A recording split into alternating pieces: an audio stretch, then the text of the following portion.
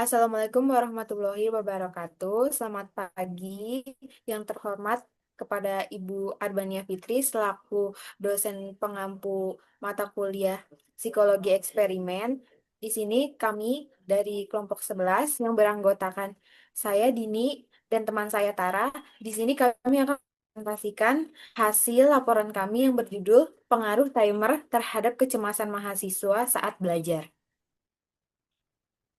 Latar belakang dari laporan kami, kecemasan akademik adalah perasaan cemas dan takut saat menghadapi tugas dan ujian yang disebabkan oleh karena tekanan akademik dan sulitnya mengatur waktu. Kecemasan ini mengganggu konsentrasi dan menurunkan prestasi. Manajemen waktu yang buruk mempengaruhi kecemasan, sedangkan manajemen waktu yang baik dapat menurunkan dan mengurangi prokrastinasi. Penggunaan timer sebagai alat bantu belajar, seperti teknik Pomodoro, membantu waktu belajar dan istirahat secara terstruktur, meningkatkan fokus, dan mengurangi kecemasan akibat kurang kontrol diri. Meski demikian, penelitian langsung tentang efek timer terhadap kecemasan akademik masih terbatas. Studi ini penting terutama dalam pembelajaran daring dan blended learning yang menunjukkan mahasiswa lebih mandiri, mengelola waktu, dan tekanan akademik. Timer berpotensi menjadi solusi praktis untuk mengatasi kecemasan akademik di era pembelajaran modern. Rumusan masalahnya, apakah pengguna timer berpengaruh terhadap tingkat kecemasan mahasiswa saat belajar? Tujuan penelitian, apakah penggunaan timer berpengaruh terhadap tingkat kecemasan mahasiswa saat belajar? Manfaat penelitian bagi mahasiswa membantu memahami pentingnya pengaturan waktu belajar, penggunaan timer untuk mengurangi kecemasan. Bagi dosen dan institusi sebagai bahan masukan dalam pengembangan metode belajar yang mendukung kesehatan mental mahasiswa. Bagi penelitian selanjutnya, memberikan dasar empiris sebagai bahan kajian untuk penelitian lanjutan terkait pengaruh teknik manajemen waktu terhadap psikologis mahasiswa. Landasan teori, kecemasan akademik. Kecemasan akademik adalah perasaan gelisah, takut, dan khawatir yang muncul dalam konteks akademik, seperti menghadapi ujian, mengerjakan tugas, atau belajar untuk mencapai prestasi yang diharapkan, menurut Susanto, Mulyadi, dan Raharjo 2018. Adapun aspek-aspek kecemasan akademik menurut Holmes dalam Herawati 2023, yaitu ada mood atau perasaan emosional seperti ketakutan dan kecemasan yang intens. Yang kedua, ada kognitif berupa pikiran negatif, kekhawatiran berlebihan, serta gangguan daya ingat dan konsentrasi. Yang ketiga, ada somatik atau gejala fisik. Contohnya detak jantung yang cepat, gemetaran, dan ketegangan otot. Yang keempat, ada motorik yang dapat terlihat dari perubahan tingkah laku seperti penundaan belajar atau penghindaran tugas. Ada juga unsur utama kecemasan akademik terdiri dari tiga bagian, yaitu yang pertama, ada ketegangan psikologis yang mempengaruhi fokus dan motivasi belajar. Yang kedua, reaksi fisiologis yang menyebabkan ketidaknyamanan tubuh. Yang ketiga, gangguan kognitif yang berpengaruh pada proses pengolahan informasi dan penyelesaian tugas, menurut Anjumi 2023. Adapun manfaatnya, yaitu manfaat kecemasan akademik. Mengelola kecemasan akademik dengan baik dapat meningkatkan kemampuan mahasiswa dalam berkonsentrasi dan mengingat materi, serta mengoptimalkan hasil belajar secara menyeluruh. Penanganan yang tepat membantu mahasiswa untuk menjaga keseimbangan emosi, mengurangi stres, dan mempertahankan semangat belajar. Itu menurut Prawitasari 2012. Dengan demikian, pengolahan kecemasan menjadi salah satu kunci penting dalam menunjang keberhasilan akademik. Selanjutnya ada manajemen waktu. Manajemen waktu adalah suatu proses mengatur dan mengalokasikan waktu secara efisien agar dapat menyelesaikan berbagai tugas dan aktivitas dengan tepat waktu, menurut Macan 1994. Adapun sejarah manajemen waktu, konsep manajemen waktu berakar dari teori manajemen ilmiah yang dikembangkan pada awal abad ke-20 oleh Frederick Taylor. Awalnya berfokus pada efisiensi kerja industri. Konsep ini meluas ke pengelolaan aktivitas individu dan penggunaan alat bantu waktu dalam kehidupan sehari-hari dan pembelajaran. Itu menurut Taylor 1911 dan Covey 1989.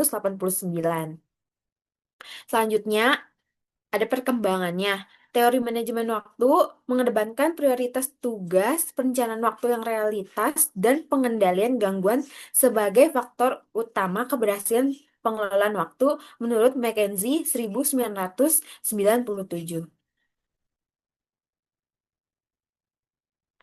Timer sebagai alat bantu manajemen waktu.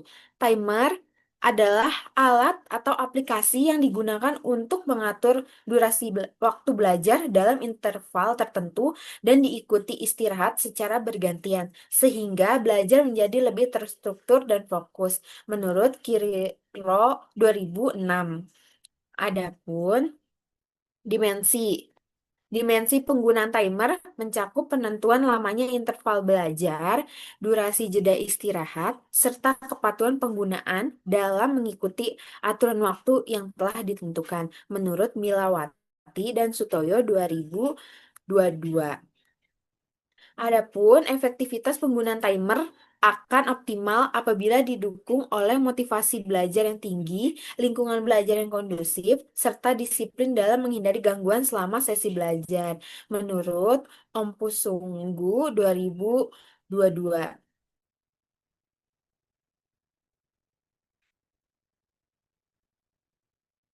Selanjutnya, kerangka pemikiran. Kecemasan akademik yang tidak terkelola dengan baik akan menimbulkan gangguan pada proses belajar. Manajemen waktu yang kurang efektif dapat memperburuk kecemasan karena mahasiswa menghadapi penumpukan tugas yang tidak terorganisir. Timer sebagai alat bantu manajemen waktu menawarkan mekanisme pembagian waktu belajar dalam sesi terukur yang diharapkan dapat meningkatkan disiplin dan fokus belajar, sekaligus menekankan kecemasan yang muncul dari ketidakpastian durasi belajar.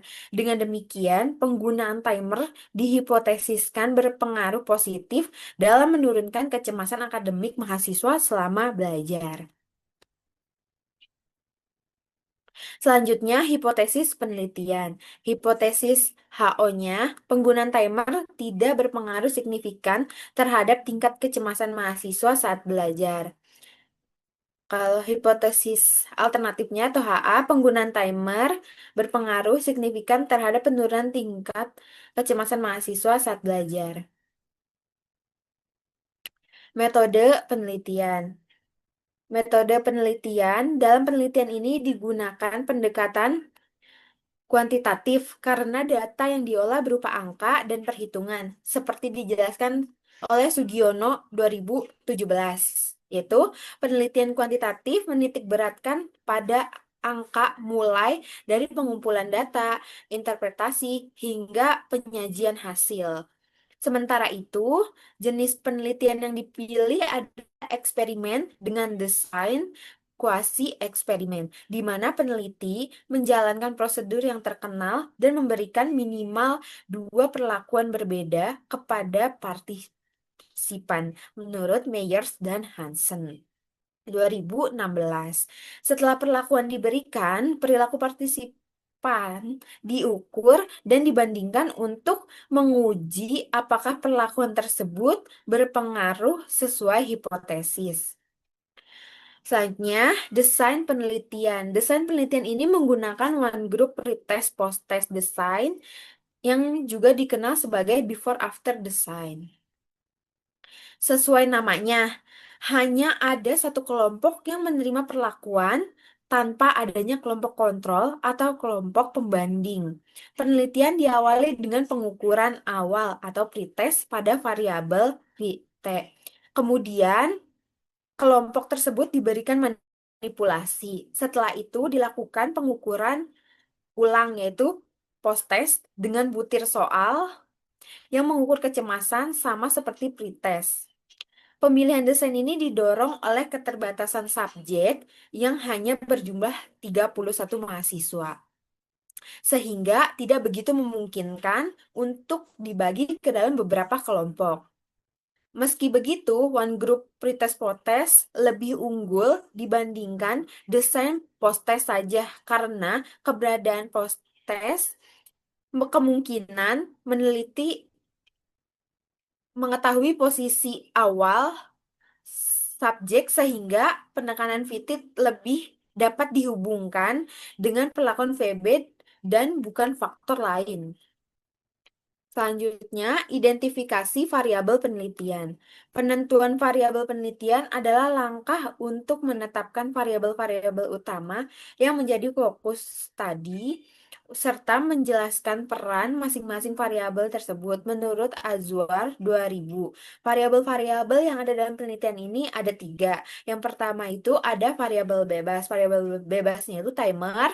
Yang kedua, variabel terikat. Variabel terikatnya itu kecemasan mahasiswa. Yang ketiga, variabel sekunder yang dikontrol, yaitu penggunaan gadget, durasi pengerjaan, dan tempat duduk mahasiswa. Selanjutnya, populasi dan sampel. Populasi yang digunakan dalam penelitian ini adalah mahasiswa aktif dari Universitas Esa Unggul, Bekasi. Peneliti menetapkan mahasiswa aktif Universitas Esa Unggul sebagai populasi peneliti berdasarkan pertimbangan kemudahan pengumpulan data dan ketersediaan subjek saat penelitian dilaksanakan. Sampel penelitian ini terdiri dari 31 mahasiswa aktif Universitas Esa Unggul Bekasi. Pengambilan sampelnya memakai teknik purposive sampling yang termasuk dari teknik non-probability sampling di mana subjek dipilih berdasarkan kriteria tertentu menurut Sugiono 2019, yang mana kriteria tersebut adalah bahwa sampel merupakan mahasiswa aktif yang sedang menempuh studi secara tatap muka di Universitas Esa Unggul Bekasi serta berjenis kelamin baik laki-laki maupun perempuan. Lokasi penelitiannya yaitu penelitian dilakukan di Universitas Esa Unggul, Kota Harapan Indah, Bekasi.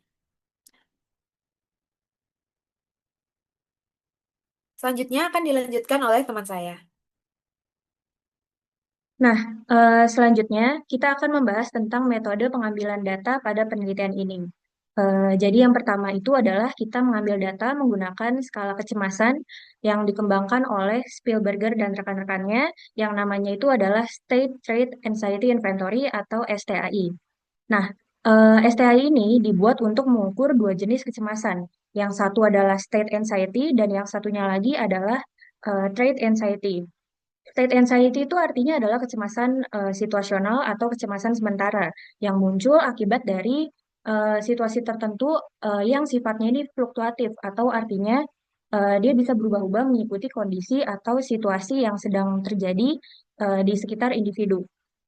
Nah, sedangkan trait anxiety itu lebih menggambarkan kecenderungan seseorang merasakan kecemasan yang lebih konsisten dalam berbagai situasi, walaupun situasinya itu mungkin tidak mengancam.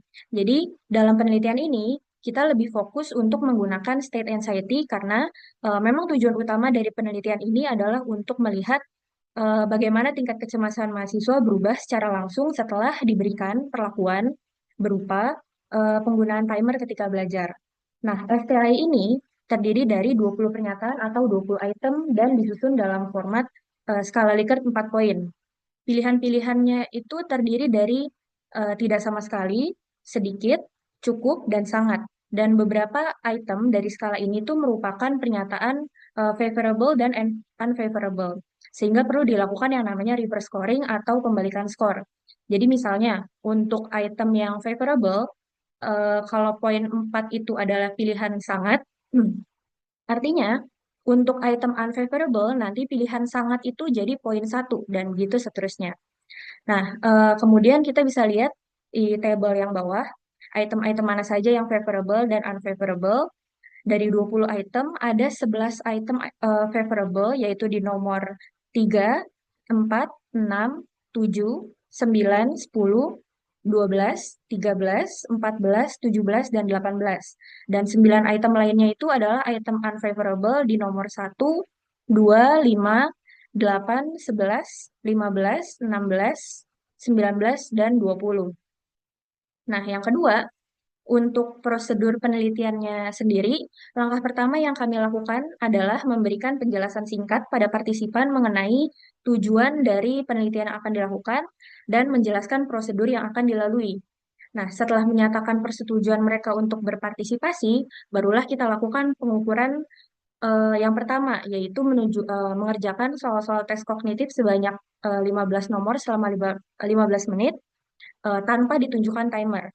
Nah, setelah selesai pengukuran bagian pertama ini, partisipan akan diminta mengisi kuesioner STAI sebagai pretest untuk mengukur tingkat kecemasan awal mereka.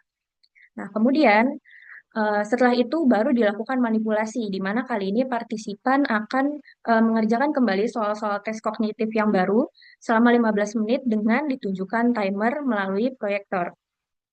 Dan setelah pengukuran kedua selesai, mereka akan diminta untuk kembali mengisi kuesioner yang sama sebagai post-test untuk mengetahui perubahan tingkat kecemasan setelah diberi perlakuan. Next.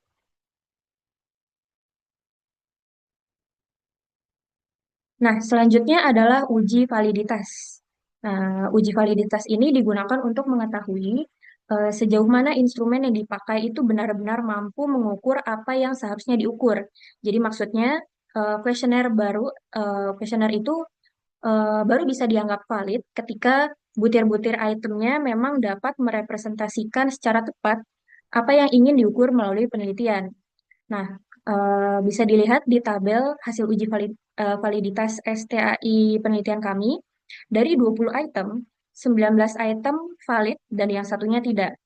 Nah, artinya item yang tidak valid ini tuh perlu dipertimbangkan lagi penggunaannya, antara dia dihilangkan atau diganti supaya keseluruhan item kuesioner bisa valid. Next.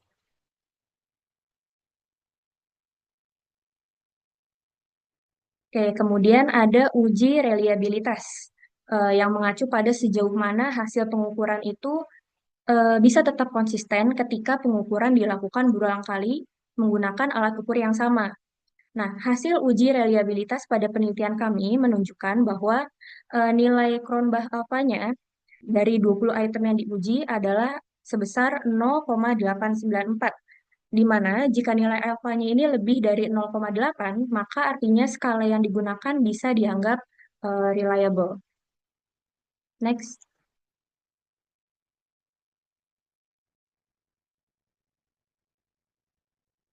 Lalu peralatan yang kami gunakan untuk mendukung jalannya penelitian kami, antara lain ada soal tes penalaran umum dua bagian untuk pretest dan posttest, lalu ada instrumen penelitian yang berupa kuesioner SKI, kemudian ada alat tulis dan yang pastinya ada timer, serta proyektor untuk memperlihatkan timer. Kemudian data-data yang kami peroleh ini diolah menggunakan SPSS for Windows versi 27 menggunakan teknik statistik paired sample t-test, di mana sebelumnya perlu dilakukan uji asumsi, uji validitas, dan reliabilitas terlebih dahulu. Nah, untuk teknik analisis data, kita menggunakan teknik kuantitatif deskriptif, yang artinya ada pengolahan data menggunakan analisis persentase dan kecenderungan-kecenderungan yang selebihnya kita jelaskan menggunakan kata-kata untuk memudahkan pembacaan dan pemahaman hasil. Next.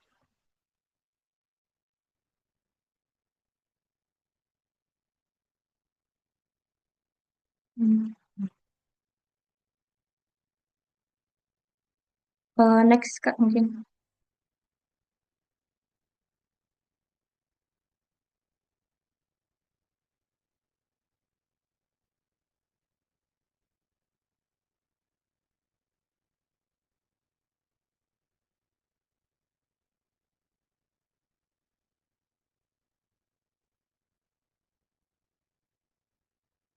Oke, sorry.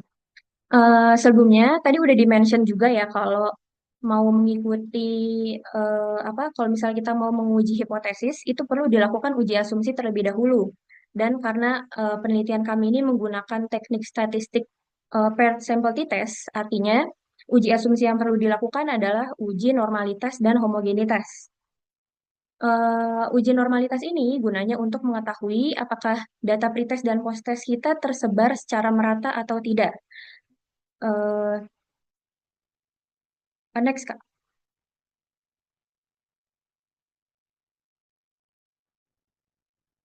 Ya, ya, jadi jika nilai signifikansinya lebih besar dari 0,05, artinya data tersebar secara merata atau terdistribusi normal.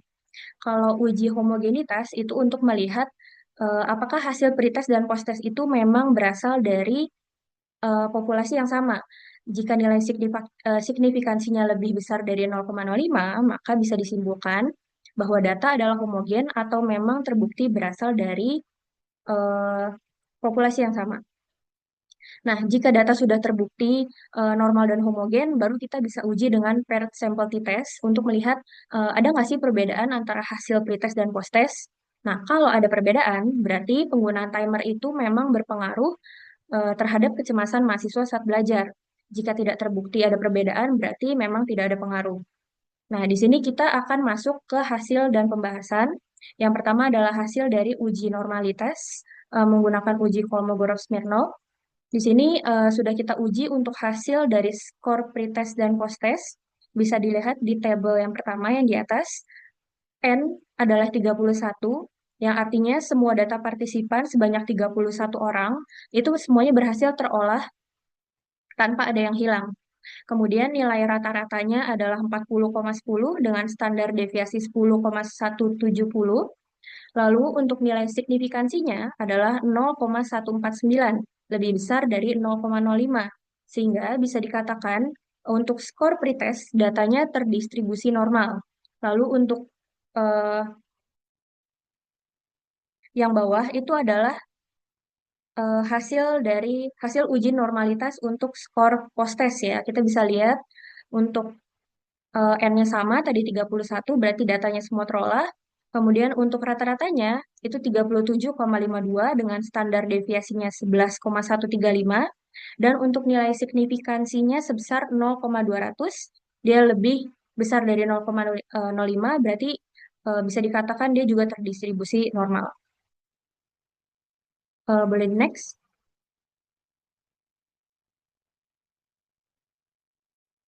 Nah, lalu untuk uji homogenitas, kita menggunakan Levene's test. Bisa dilihat pada tabel bahwa nilai signifikansinya yang diperoleh itu sebesar 0,835. Dia lebih besar ya dari 0,05, sehingga bisa dikatakan bahwa data bersifat homogen.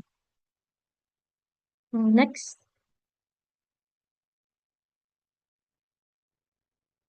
Oke, kemudian ada hasil dari uji hipotesis kami, yaitu uji paired sample t-test.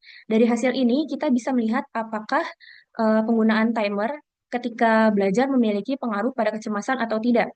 Nah, kita bisa lihat pada tabel, dari skor pretest dan posttest diperoleh nilai rata-rata sebesar 2,581 dengan standar deviasinya sebesar 11,575 dan standar error mean-nya sebesar 2,079.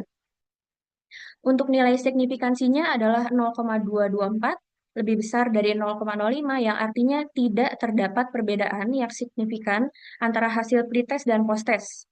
Sehingga dapat dikatakan bahwa penggunaan timer tidak memiliki pengaruh yang signifikan terhadap kecemasan mahasiswa saat belajar. Jadi dapat disimpulkan bahwa HO kita diterima dan HA-nya ditolak. Boleh next?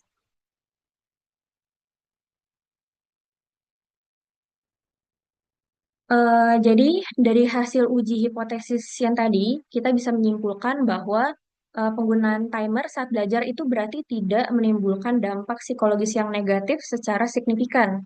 Bahwa memang menggunakan timer itu bisa membantu kita belajar dengan lebih terstruktur. Tapi ada juga beberapa faktor yang bisa menjadi penyebab kenapa hasil menunjukkan tidak adanya pengaruh, yaitu bisa karena durasi yang digunakan terlalu singkat, yaitu 15 menit, Kemudian bahwa memang mahasiswa itu sudah terbiasa menghadapi tenggat waktu, sehingga adanya timer itu bukanlah faktor baru yang signifikan. Next.